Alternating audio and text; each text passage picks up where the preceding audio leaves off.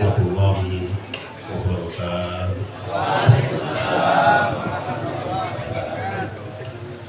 Alhamdulillah alladzi arsala rasulahu bil huda wa dinil haqq liyudhhirahu 'ala dini kullihi wa kafa billahi shahida. Allahumma shalli wa sallim wa barik ala Muhammad wa ala ali sayyidina Muhammad wa qala ta'ala fi kitabil azim a'udzu billahi minasyaitonir rajim. Bismillahirrahmanirrahim. Syahrul Ramadan alladzi unzila fil Qur'an hudan linnas wa bayyinatin minal huda wal furqan. Wa qala aidan nazzala al-kitaba 'alaika al-kitaba tibyanan li kulli syai'in. Sadaqallahul azim. Wa qala Rasulullah sallallahu alaihi wasallam al-jannatu mustaqatun ila arba'in nahar Talil Quran wa hafizul lisan wa sha'imi wa mutlusan wa sha'imi fi Ramadan. Sallallahu alaihi wasallam. Bapak Ibu rahmatullah, marilah kita sama-sama menjaga puji dan syukur kehadirat Allah Subhanahu wa taala yang pada kesempatan ini kita masih diberi umur bisa masuk ke dalam bulan Ramadan. Jamaah kami di Al-Fatih itu setiap tahun ada yang pulang ke Rahmatullah. Saya itu sudah beberapa pulang setiap menjelang. Kalau di sini nampaknya kelihatannya nggak ada ini, insya Allah. Bisa nyampe tahun depan ada lagi, nggak ada insya Allah. Kita masuk di bulan yang Allah mengobrol amal. Tapi yang perlu digarisbawahi bahwa Al-Quran ini diturunkan oleh Allah bulan Ramadan, dan di situ Al-Quran ini menjelaskan seluruh ilmu pengetahuan. Pertama ilmu tauhid, sejarah, kemudian ilmu astronomi, geologi, zoologi, astronomi, kedokteran, ilmu hewan-hewan, ilmu kelautan, semuanya ada di Al-Quran. Ilmu kedokteran dari Al-Quran, matematika dari Al-Quran, semuanya lengkap. Hanya kita kadang-kadang memahami dikira Al-Quran itu membicarakan tentang ilmu tauhid saja. Tidak, sebetulnya semua ilmu ada di Al-Quran. Nazzalna 'alaikal kitaba tibyanan likulli syai'. Diturunkan Al-Quran itu untuk menjelaskan seluruh ilmu pengetahuan. Di sini makanya saya akan menyampaikan sedikit saja tentang pengetahuan itu, termasuk sekarang adalah pengetahuan tentang kerinduan surga. Surga itu rindu dengan 4 golongan. Yang pertama talil Quran, orang yang terus-menerus membaca Al-Quran. Terus-menerus itu maksudnya di sebelum Ramadan dia baca, di saat Ramadan membaca, di luar Ramadan baca lagi. Terus-menerus ya, continue ya. Ini past continuous tense dalam bahasa Belandanya. Ilmu dorek lah bahasa Arabnya itu, kalau menurut ilmu nahwunya. Jadi talil Quran itu kalimat ilmu dorek, terus menerus dari sejak terbit sampai meninggalnya seluruh manusia, berlaku terus. Jadi orang yang membaca Al-Quran itu selalu dirindukan oleh surga. Mengapa? Karena orang yang membaca Al-Quran ini pertama akan bertambah berimannya, kebaikannya akan bertambah, akhlaknya makin baik, otomatis dia maka surga rindu sekali dengan orang-orang yang membaca Al-Quran. Kemudian yang kedua adalah yang dirindukan surga, wahafizil lisan, orang yang mampu menjaga lisannya untuk tidak berkata-kata yang jorok. Nah, dia mampu. Dia lisannya berzikir terus. Di samping walaupun tidak berzikir, kalau pas bulan puasa ini diamnya saja dihitung zikir, hitung tasbih.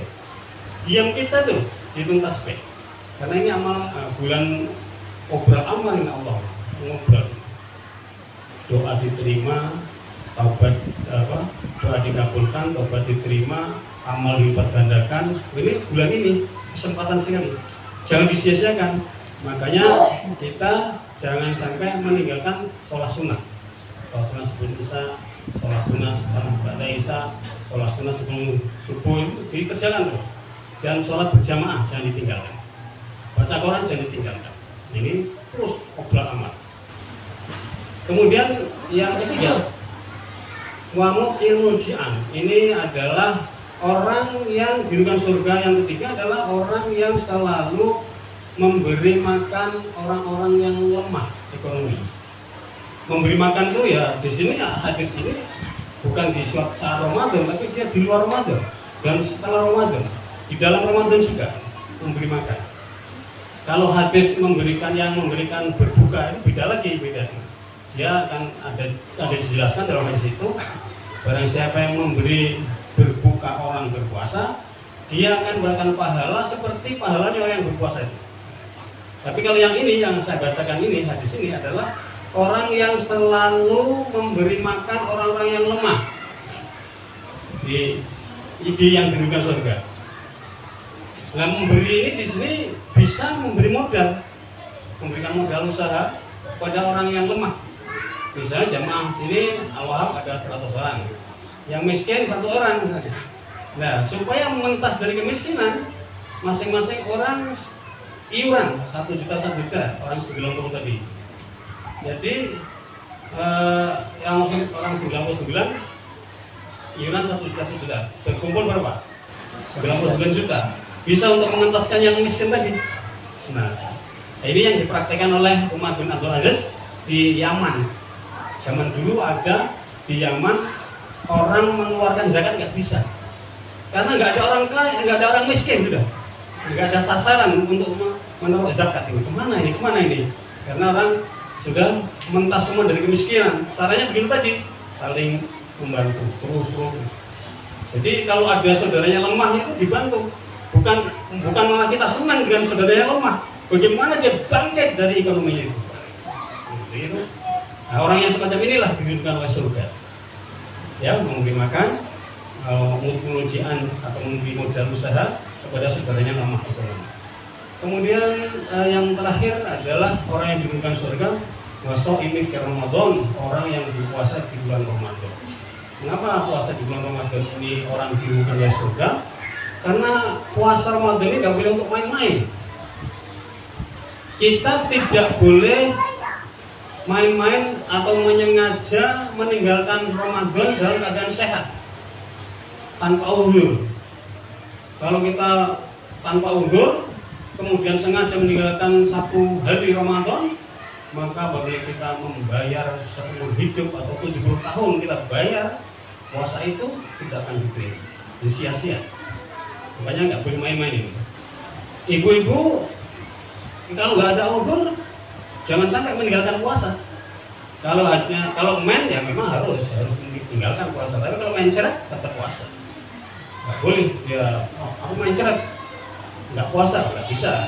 Kalau menstruasi boleh meninggalkan. Tapi kalau main ceret tetap puasa. Insya Allah sembuh itu. Itu yang bukan surga.